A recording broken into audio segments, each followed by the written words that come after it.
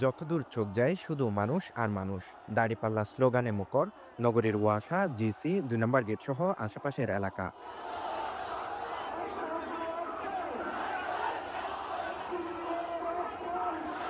কারো হাতে জাতীয় পতাকা, কেউ এসেছেন দাঁড়িপাল্লা নিয়ে, আবার কেউ এসেছেন দেলোয়ার হোসেন সাঈদীর ছবি সম্বলিত প্ল্যাকার্ড নিয়ে। জুলাই গণ অভ্যুত্থান দিবসে চট্টগ্রাম মহানগর জামাতের গণমিছিলে দেখা গেছে এমন দৃশ্য।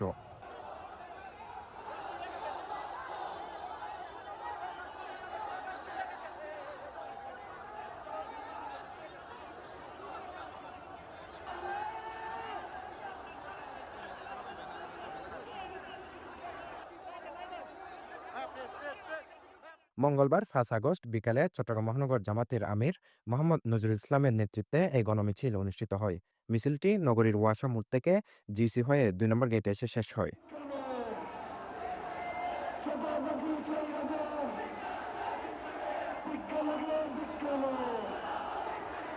কোথায় কোথায় বাংলা ছাড় বাংলা গীতের মধ্যে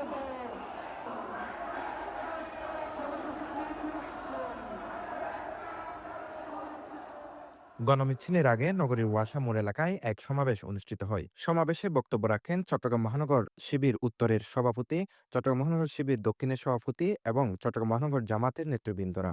বলতে চাই, এই জুলাই বিপ্লবের সামনের সারিতে থেকে আমরা নেতৃত্ব দিয়েছি, অংশগ্রহণ করেছি।